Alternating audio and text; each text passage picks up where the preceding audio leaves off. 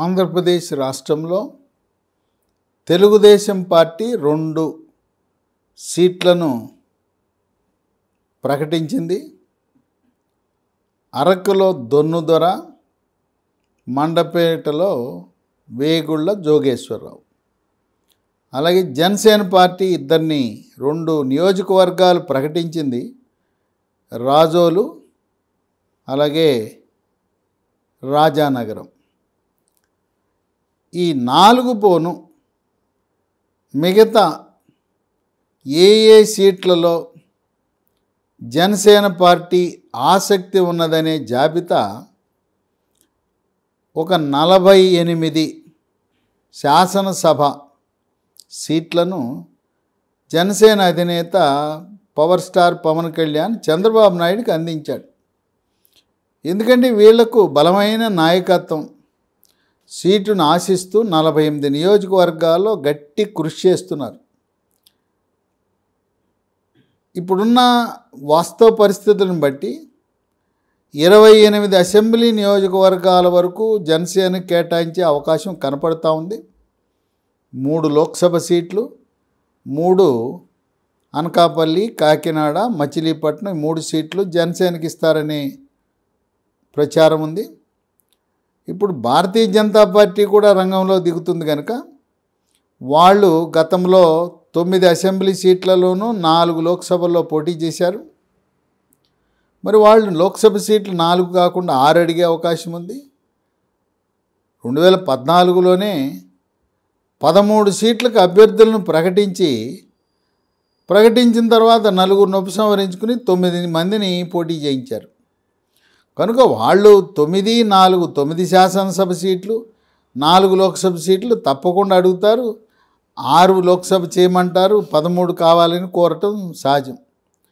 సరే, అధికారిక ప్రకటన ఢిల్లీ నుంచి వెలువడిన తర్వాత ప్రకాష్ జవదేకర్, కేంద్ర మాజీ మంత్రి, 2014లో కూడా ఆయన ఆధ్వర్యంలోనే ఈ సీట్ల పంపిణీ జరిగింది. ఆయనకు అవగాహన ఉన్నది. నాయకులు, నియోజకవర్గాల పట్ల కూడా ఆయనకు అవగాహన ఉంది. ఆనాడు ఉమ్మడి రాష్ట్రానికి కిషన్ రెడ్డి ఆధ్వర్యంలో 2 రాష్ట్రాలకి బీజేపీ సీట్లను కేటాయించారు. ఇప్పుడు పురంధరేశ్వరి ఆమె నాయకత్వంలో ఆంధ్రప్రదేశ్కి బీజేపీ సీట్లు కేటాయించబడతాయి. సరే, చాలా ఒత్తిడి ఉంది. ఓ పక్క చంద్రబాబు నాయుడు మీద, మరో పక్క జనసేన అధినేత మీద. వాళ్ళపై తట్టుకోలేనంత ఒత్తిడి. మేము ఇక్కడే పోటీ చేస్తాం, మా కార్యకర్తలు ఒప్పుకోవట్లేదు, మా శ్రేణులు ఒప్పుకోవటం లేదు, నేను ఇంత ఖర్చు పెట్టాను, అంత ఖర్చు పెట్టాను అని ఈ విధంగా ఇరువురి నాయకులపై ఒత్తిడి తెస్తున్నారు. గమనించవలసింది ఏంటంటే 50 ఎమ్మెల్సీ స్థానాలు ఉన్నాయి. ఈ 50లో దాదాపు 45 స్థానాలు జనసేన, తెలుగుదేశం, బీజేపీ కూటమి కైవసం చేసుకోబోతా ఉంది. జనసేన అధినేత ఒక స్పష్టత ఇచ్చాడు. అన్నీ ఎమ్మెల్యేలే అనుకోబాకండి, ఎమ్మెల్సీల్లో 45 ఉన్నాయి, దాంట్లో 3వ వంతు అంటే 15 ఎమ్మెల్సీలు మనకు రాబోతున్నాయి. ఎమ్మెల్సీ కాలపరిమితి 6 ఏళ్ళు. 50-60 కోట్లు ఖర్చు పెడితే కానీ ఎమ్మెల్యే ఎవరు? అది 5 ఏళ్ల కాలపరిమితి. 6 ఏళ్ల కాలపరిమితిది నయా పైసా ఖర్చు లేకుండా మిమ్మల్ని చేస్తామని చెప్తున్నారు. అంతేకాకుండా గ్రామము, మండలము, జిల్లా, మున్సిపాలిటీ, కార్పొరేషన్ అన్నిట్లో కూడా అన్ని పదవుల్లో, అన్ని స్థానిక సంస్థ ఎన్నికల్లో 3వ వంతు జనసేనకి ఇవ్వబోతా ఉన్నారు చంద్రబాబు నాయుడు. ఆ విధంగా 3వ వంతు మన స్థానాలు పొందబోతున్నాం. అట్లాగే కార్పొరేషన్లు, నామినేటెడ్ పదవులు, కార్పొరేషన్లో డైరెక్టర్లు, దేవాలయ చైర్మన్లు, దేవాలయంలో బోర్డు సభ్యులు, ఎక్కడ చూసినా మనకు 3వ వంతు. మహిళలకు ఏ విధంగా 3వ వంతు రిజర్వేషన్లు ప్రధానమంత్రి మోడీ స్థానిక సంస్థలు చట్టసభల్లో కల్పించారో, జనసేనకు ప్రతి చోట 3వ వంతు భాగస్వామ్యం లభిస్తుంది. మరి 3వ వంతు జనసేన అంటే మాకో 10% ఇవ్వమని బీజేపీ వాళ్ళు కూడా అడిగే అవకాశం ఉంది. సహజమే కదా, పొత్తు ధర్మం కదా. కనుక 3వ వంతు జనసేనకి, 10% బీజేపీకి ఇస్తే మిగిలేది ఇక 45% పోగా 55% తెలుగుదేశం పార్టీ నాయకులకు నామినేటెడ్ పదవులు, అలాగే స్థానిక సంస్థల ఎన్నికల్లో పోటీ చేసే అవకాశం ఉంటుంది. ఈ విధంగా నాయకులను ఒప్పిస్తున్నాడు. నీకు నేను ఎమ్మెల్యే సీట్ ఇవ్వలేకపోతే నిన్ను ఎమ్మెల్సీ చేస్తానని జనసేన అధినేత ఒప్పిస్తున్నాడు. అలాగే కార్పొరేషన్ చైర్మన్, జిల్లా పరిషత్ చైర్మన్, ట్రస్ట్ బోర్డు చైర్మన్లు, పెద్ద పెద్ద దేవాలయ శ్రీశైలము, తిరుపతి, అన్నవరము, సింహాచలము ఇలాంటి ప్రముఖ దేవాలయాలకు చైర్మన్లుగా, బోర్డు మెంబర్లుగా, టీటీడీ బోర్డు మెంబర్ అంటే అది క్యాబినెట్ ర్యాంకు, మంత్రితో సమానమైన హోదా, అలాంటివన్నీ ఉన్నాయని చెప్పి ఒప్పిస్తున్నాడు. అయినా వాళ్లను తృప్తిపరచడం కోసం ఒక 48 నియోజకవర్గాల జాబితా తయారు చేసి చంద్రబాబు నాయుడికి ఇచ్చి, ఇక్కడ మాకు బలమైన అభ్యర్థులు ఉన్నారు, వీటిని పరిశీలించండి అని ఈ జాబితా ఇచ్చినట్టు ప్రచారం జరుగుతూ ఉంది. ఏ నియోజకవర్గాలు ఇచ్చారనే ఆసక్తి ప్రజల్లో నెలకొనుంది. అట్లాగే నాయకులు మన కోసం మా నాయకుడు ప్రయత్నం చేస్తున్నాడా లేదా? సరే, ప్రయత్న లోపం ఉండకూడదు. మా తరపున జనసేన అధినేత చంద్రబాబు నాయుడు దగ్గరికి వెళ్ళి ఈ నియోజకవర్గం జనసేన కేటాయించమని అడిగాడు, మనకు అదృష్టం కలిసి రాలా. సరే, ప్రయత్న లోపం లేదు కదా. అందువల్ల జనసేన అధినేత ఎంతమంది అయితే బలమైన నాయకులు ఉన్నారో అన్ని జాబితా 48 తయారు చేసి ఇచ్చినట్టుగా సోషల్ మీడియాలో విస్తృత ప్రచారం జరుగుతూ ఉంది. ఇక జిల్లాల వారీగా శ్రీకాకుళంలో 1 పాలకొండ, 2 పాతపట్నం, విజయనగరంలో 3 నెల్లిమెర్ల, 4 గజపతి నగరం, వైజాగ్లో 5 పెందుర్తి. ఈ పెందుర్తిలో అక్కడ సత్యనారాయణమూర్తి అనే సీనియర్ నాయకుడు, బీసీ క్యాండిడేటు, మంత్రిగా పనిచేశాడు. ఇక్కడ కొంచెం ఇవ్వడం కష్టమే. 6 గాజువాక, 7 యలమంచిలి, 8 భీమిలి. ఇక తూర్పుగోదావరి జిల్లాలో 9 రాజానగరం ఇప్పటికే ప్రకటించారు, 10 రాజోలు ఇప్పటికే ప్రకటించారు, 11 కాకినాడ టౌను, 12 కాకినాడ రూరలు, 13 పిఠాపురం, 14 రామచంద్రాపురం, 15 రాజమండ్రి రూరల్. ఇక్కడ రాజమండ్రి రూరల్లో బలమైన అభ్యర్థి సిట్టింగ్ ఎమ్మెల్యే ఉన్నాడు, బుచ్చయ్య చౌదరి, గోరంట్ల బుచ్చయ్య చౌదరి. కనుక అడగటంలో తప్పులేదు. కానీ ఒక సిద్ధాంతం ఏంటంటే చంద్రబాబు నాయుడు సిట్టింగ్ ఎమ్మెల్యేలందరికీ కూడా మిమ్మల్ని కొనసాగిస్తామని హామీ ఇచ్చాడు. అందువల్ల రాజమండ్రి రూరల్లో బలమైన జనసేన అభ్యర్థి ఉన్నా వారికి ప్రత్యామ్నాయ ఏర్పాట్లు చేసి ఇది బుచ్చయ్య చౌదరిని తప్పకుండా ఆయనకు అవకాశం కల్పించవలసిన పరిస్థితి ఉత్పన్నమవుతుంది. 16 ముమ్మిడివరం, పశ్చిమ గోదావరి జిల్లాలో 17 ఏలూరు, 18 నరసాపురం, 19 భీమవరం. ఈ నరసాపురానికి వస్తే మత్స్యకార సామాజిక వర్గం చెందిన బొమ్మిడి నాయకర్, ఆయన 2019 ఎన్నికల్లో స్వల్ప ఓట్లతో ఓటమి చెందాడు. కేవలం 6,000 ఓట్లతోనే ఓటమి చెందాడు. ఆయన్నే మళ్ళీ అభ్యర్థిగా కొనసాగిస్తారు. 19 భీమవరం, 20 తణుకు, 21 తాడేపల్లిగూడెం, 22 ఉంగుటూరు. కృష్ణా జిల్లాలో 23 విజయవాడ వెస్టు, 24 పెడన, 25 అవినిగడ్డ. అవినిగడ్డలో తెలుగుదేశం పార్టీ తరఫున డిప్యూటీ స్పీకర్గా పనిచేసిన మండలి బుద్ధప్రసాద్ ఉన్నా బుద్ధప్రసాద్ని ఆయన్ని ఎమ్మెల్సీ చేయటమా, రాజ్యసభకు పంపటమా గౌరవప్రదమైన, ఆయనకి తెలుగు భాష అంటే చాలా ఇష్టం. ఆయన క్యాబినెట్ హోదా ఇచ్చి తెలుగు భాష ఆ సంఘానికి గవర్నమెంట్ చైర్మన్గా నియమించి ఆమె ఆ తెలుగు భాష వ్యాప్తికి మళ్ళీ ప్రపంచ తెలుగు మహాసభలు పెట్టమన్నా కూడా ఆయన చేస్తారు. ఇక 26 విజయవాడ ఈస్టు. ఇది కూడా సాధ్యపడే పని కాదు. అక్కడ గద్దె రామ్మోహన్ రావు 14లో గెలిచాడు, 19 గాలి వైఎస్ఆర్సీపీ గాలిని తట్టుకొని మళ్ళీ గెలిచాడు. సిట్టింగ్ ఎమ్మెల్యే, అది కూడా సాధ్యపడదు. అడుగుతున్నారు విజయవాడ ఈస్ట్ కూడా కావాలని. గుంటూరులో 27 తెనాలి అడుగుతున్నారు. ఆలపాటి రాజేందర్, అది సాధ్యపడదు. అక్కడ నాదెళ్ల మనోహర్కి తప్పనిసరిగా ఇవ్వాల్సిన సీటు ఇస్తారు కూడా. 28 గుంటూరు ఈస్టు, 29 గుంటూరు వెస్టు, 30 పత్తిపాడు. ఇక ప్రకాశం జిల్లాలో 31 దర్శి, 32 చీరాల, 33 సంతనూతలపాడు. ప్రకాశంలో 3 అడుగుతున్నారు. ఇక నెల్లూరులో కూడా 3 అడుగుతున్నారు. నెల్లూరు సిటీ, అది జనసేనకి ఇచ్చే అవకాశం లేదు. అక్కడ నారాయణ విద్యా సంస్థల చైర్మన్ పొంగూరు నారాయణ మంత్రిగా పనిచేశాడు.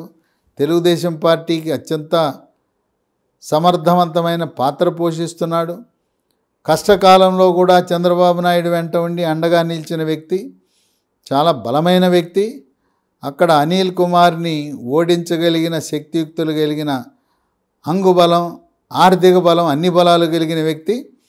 అక్కడ సమర్థుడైన జనసేన నాయకుడు లేడు. అనిల్ కుమార్ మాజీ మంత్రిని ఢీ కొట్టే నాయకుడు లేడు. కనుక నెల్లూరు సిటీ అడిగినా సాధ్యపడదు. 35 కొవ్వూరు. ఇక్కడ ఏంటంటే కొరియోగ్రాఫరు జానీ మాస్టర్ ఉన్నారు. ఆ జానీ మాస్టర్ కొవ్వూరు, నెల్లూరు జిల్లా కొవ్వూరులో పోటీ చేయాలని ఆసక్తి. 36 ఉదయగిరి అడిగారు. అనంతపురం జిల్లాలో 4 సీట్లు అడిగారు. 37 అనంతపురం. అనంతపురంలో తెలుగుదేశం పార్టీ తరఫున బలమైన అభ్యర్థి, గెలిచే అభ్యర్థి ప్రభాకర్ చౌదరి. ఆయన మున్సిపల్ చైర్మన్గా, ఎమ్మెల్యేగా, పిలిస్తే పలికే మనిషిగా ఆయన గెలిచే అభ్యర్థి, సమర్థుడైన జనసేన అభ్యర్థి. ఆ నియోజకవర్గంలో ప్రభాకర్ చౌదరి లాంటి అభ్యర్థి లేడు. అందువల్ల అది కూడా ఇవ్వటం కష్టమే. 38 గుంతకల్ అడుగుతున్నారు. 39 ధర్మవరం. ధర్మవరంలో బీజేపీ అభ్యర్థి ఉన్నాడు, మాజీ ఎమ్మెల్యే వరదాపురం సూరి. ఆయనకి వరదాపురం సూరికి బీజేపీ పార్టీ తరఫున సీటు గ్యారంటీ. అందువల్ల ఆ సీట్ని, బీజేపీ సీట్ని జనసేనకి ఇవ్వరు. 40 పుట్టపర్తి అడుగుతున్నారు. ఇక కర్నూలు జిల్లాలో ఆళ్లగడ్డ 41. అక్కడ భూమా కుటుంబం నుంచి మాజీ మంత్రి, ఆ భూమా ఆమె ఉన్నప్పుడు మాజీ మంత్రిని కాదని తెలుగుదేశం పార్టీ జనసేనకి ఇచ్చే అవకాశం తక్కువ. అఖిలప్రియ ఉండగా అంత బలమైన అభ్యర్థి జనసేనకు ఆళ్లగడ్డలో లేరు.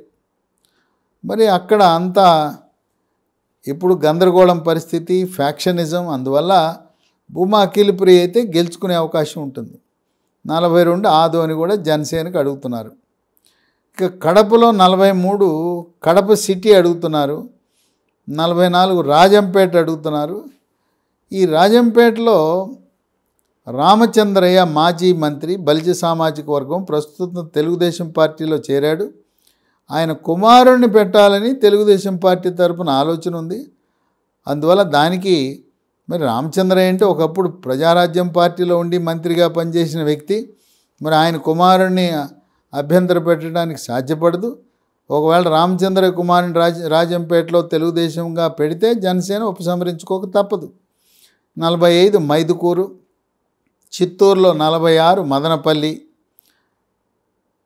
తర్వాత చిత్తూరు జిల్లాలో చిత్తూరు సిటీ. చిత్తూరు సిటీలో బలిజ సామాజిక వర్గం అధికంగా ఉన్నారు. చిత్తూరులో జనసేనకి ఇస్తే తప్పకుండా జనసేన గెలుస్తుంది.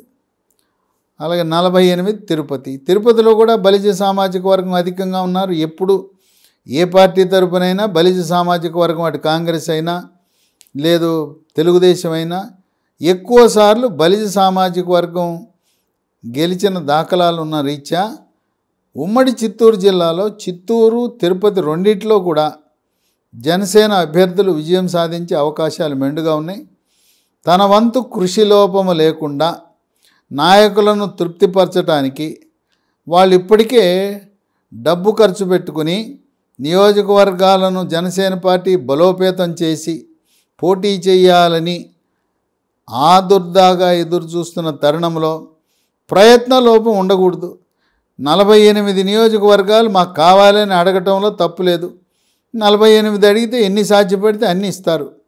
తర్వాత 3 పార్టీల నాయకులు ప్రకాష్ జవదేకర్, చంద్రబాబు నాయుడు, జనసేన అధినేత పవర్ స్టార్ పవన్ కళ్యాణ్ ముగ్గురు కూర్చొని ఒక నిర్ణయానికి వచ్చి బీజేపీ పార్టీ తరపున దాదాపు ప్రకాష్ జవదేకరే ఒక నిర్ణయం తీసుకుని పార్టీ అధిష్టానానికి సమాచారం ఇస్తాడు.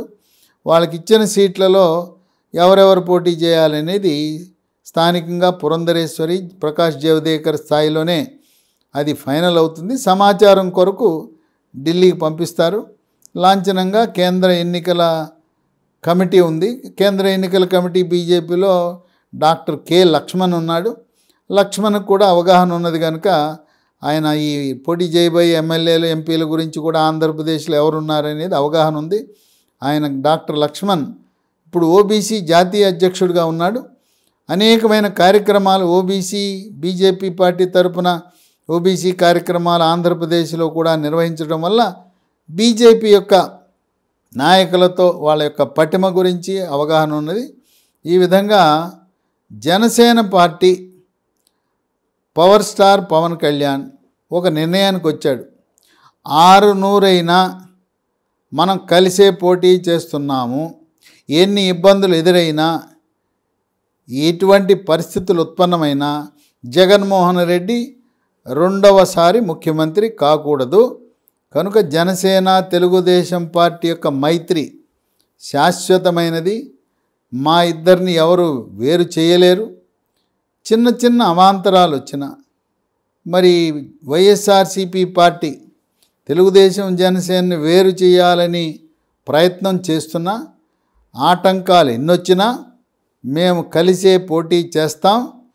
ఈ సీట్ల ప్రకటన విషయమై అది చేయటం ద్వారా ఇరు పార్టీల్లో ఉండే నాయకులు, కార్యకర్తలు, శ్రేణులు వాళ్ళని ఉత్సాహపరచటానికి ఈ ప్రకటన చేశాను. కానీ మాకు తెలుగుదేశం పార్టీకి ఎటువంటి భేదాభిప్రాయాలు లేవు.